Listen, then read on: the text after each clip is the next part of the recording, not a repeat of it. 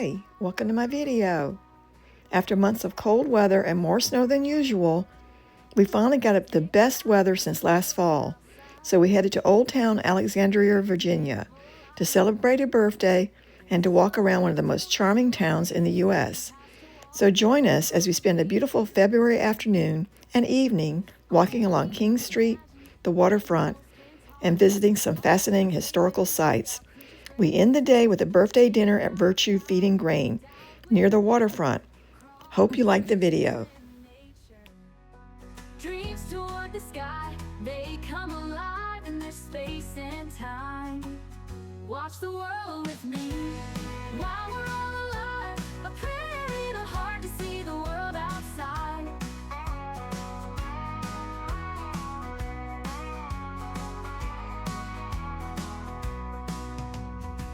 Come take a ride through the world outside with dead Hicks critters and a whole lot more. There's so much to explore, lakes to see and paths to walk. The world would be beautiful if only you imagine, animals can.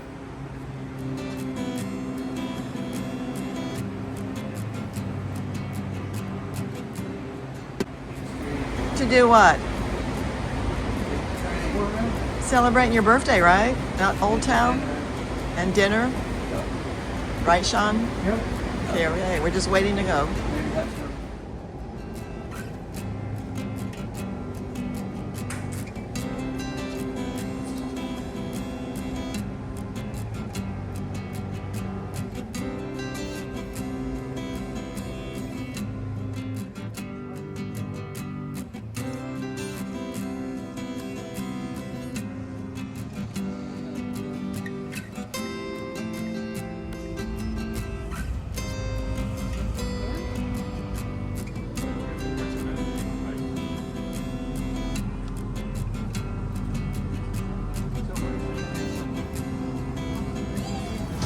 The next stop is West Street, named for its location at the historic western border of 1700s Alexandria. Even 3 centuries ago, Old Town was a crossroads connecting agricultural and population centers in the west with the Potomac River to the east. With a yellow cord above you to request a stop. Reboard at any location with George Washington, John Adams, Thomas Jefferson, and James Madison. Ports during much of Alexandria's early history.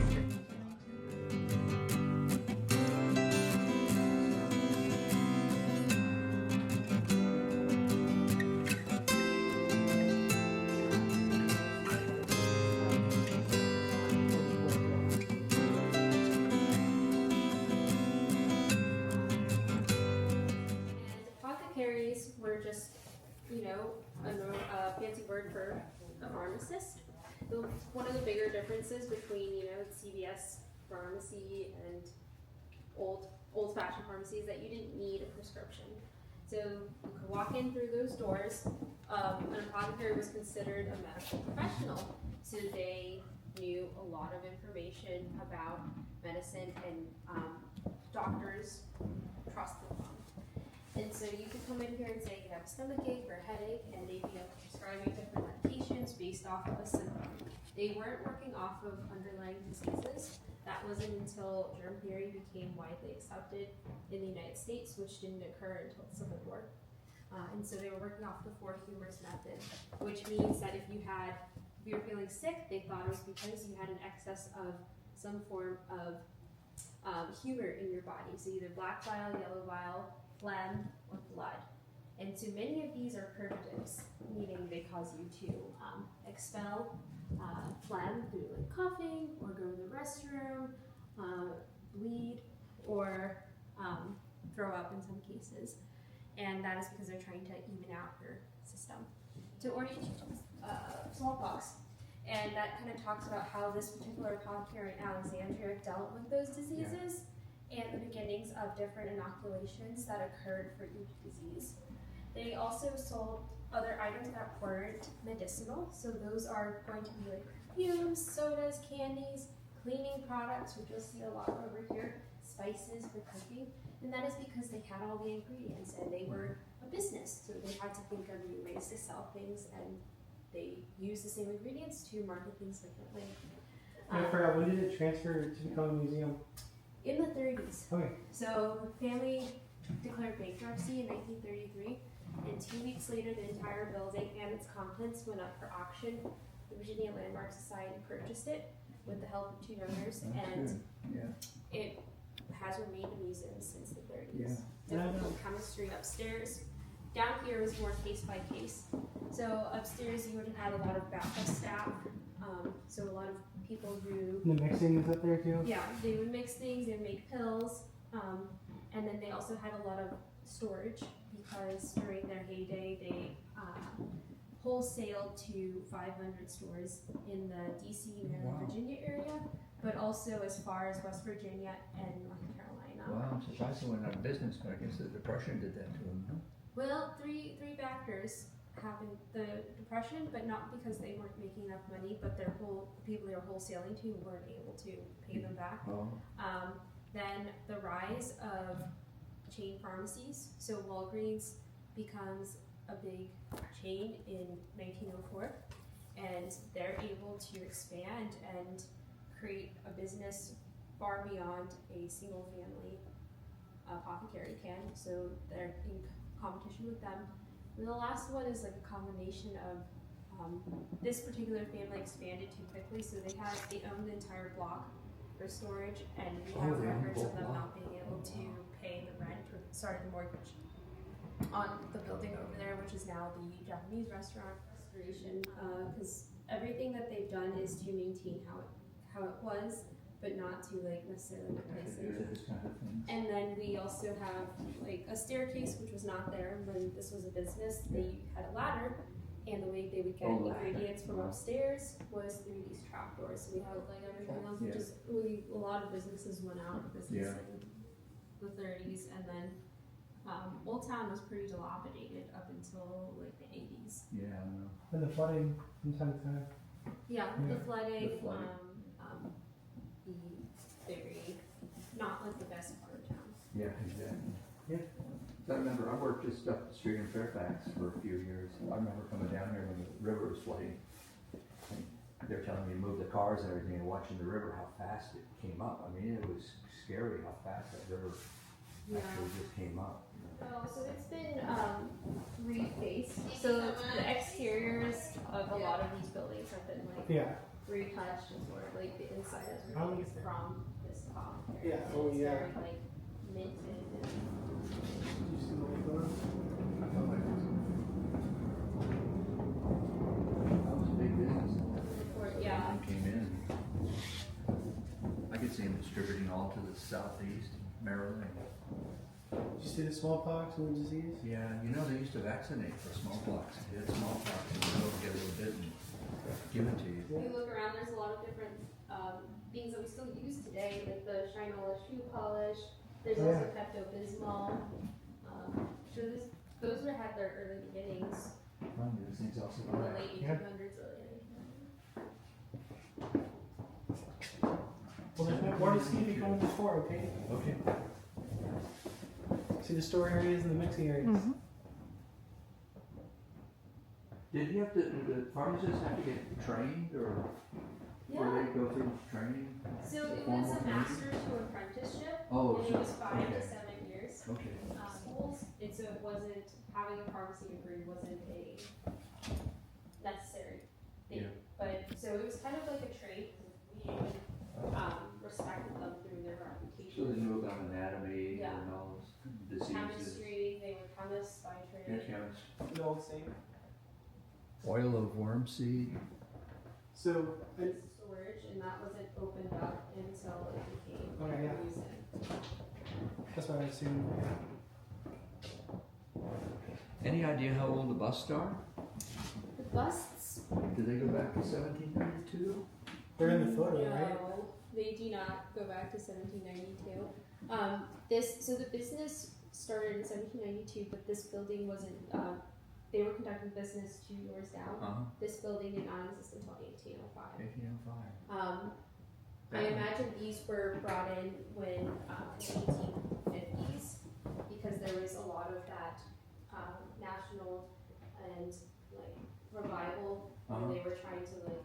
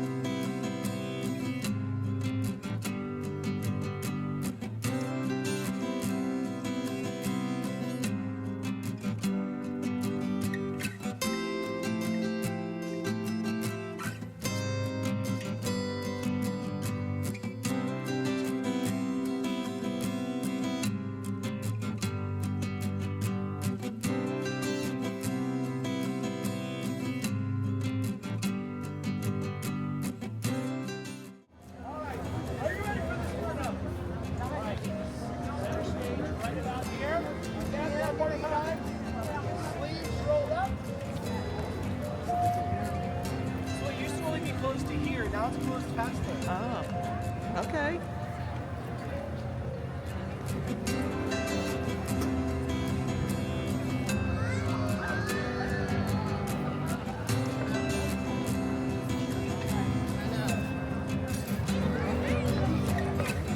First warm day of the season.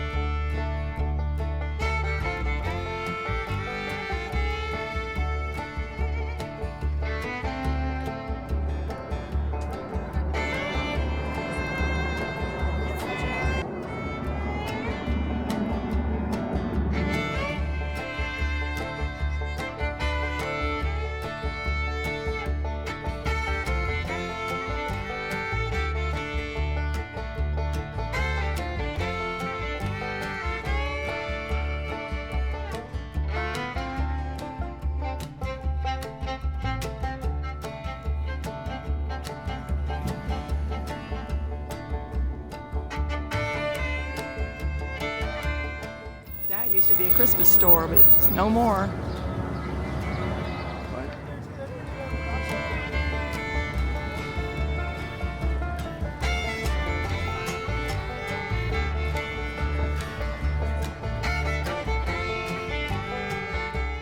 We were planning to visit the Torpedo Factory Art Center, but found out it was closed the day we visited.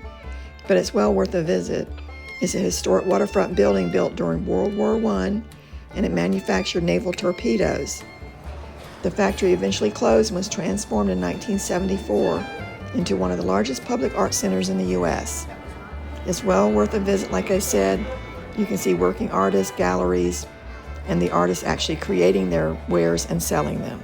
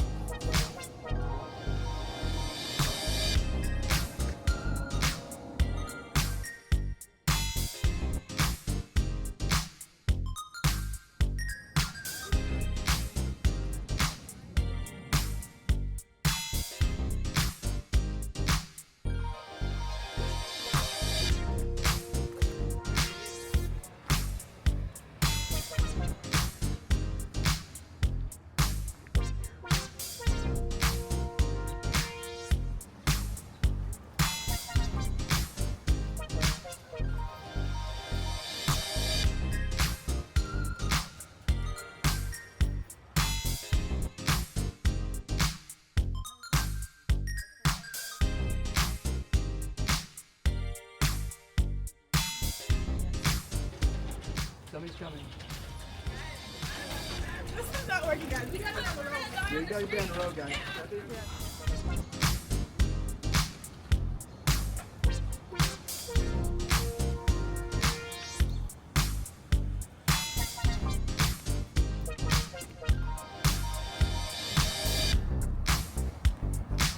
Last bit of the snow from the bad storms we've had.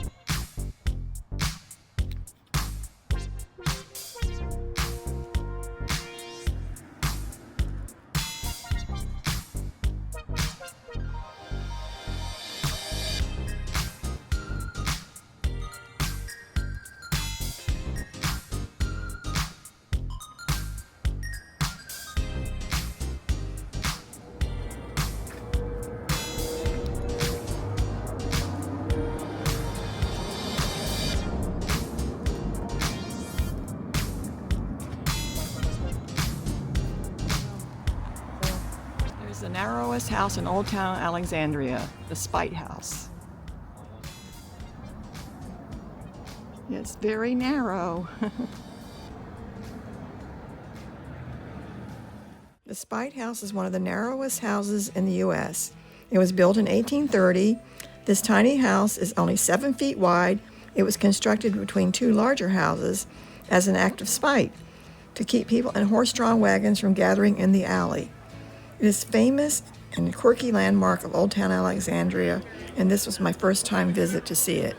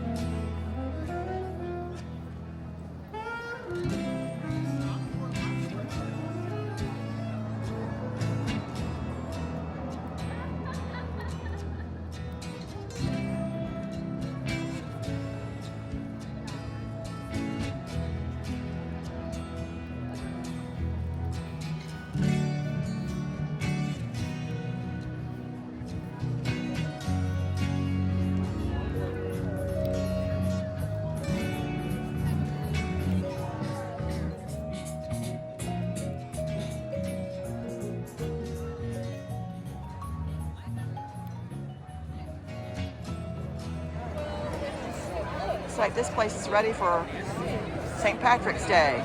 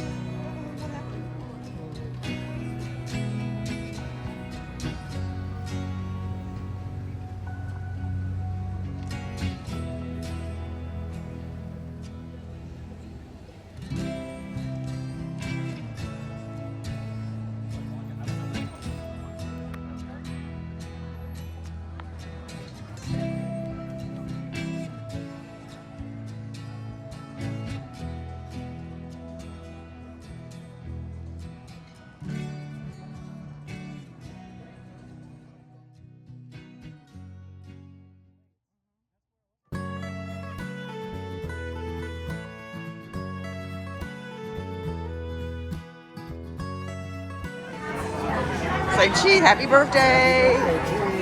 Happy birthday. Happy birthday to you. And many more.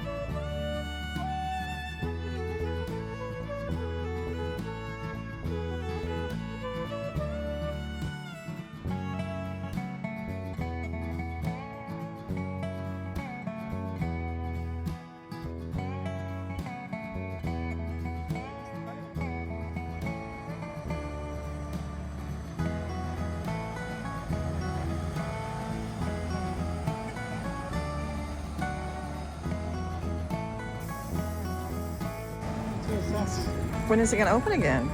I don't know. What are they doing in the farmer's market? It's closed They need to now. move it off-site. City Move it Hall. out somewhere. 1749 every Saturday since 1749 there has been a farmer's market here. Here comes our trolley.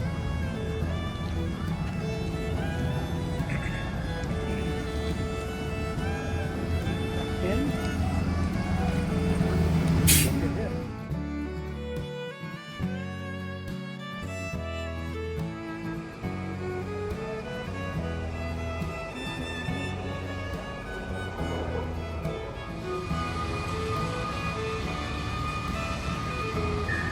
There's Amtrak station over there.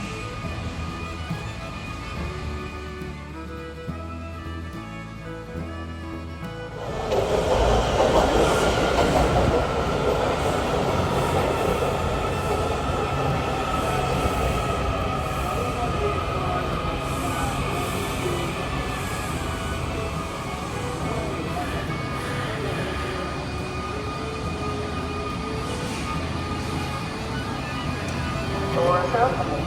This is a yellow line train to Hutchinson, Westmore. I need the blue train. The car. The next stop is Eisenhower Avenue.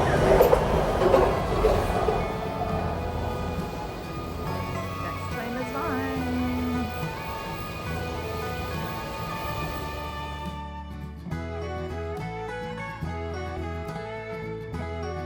Thanks for watching.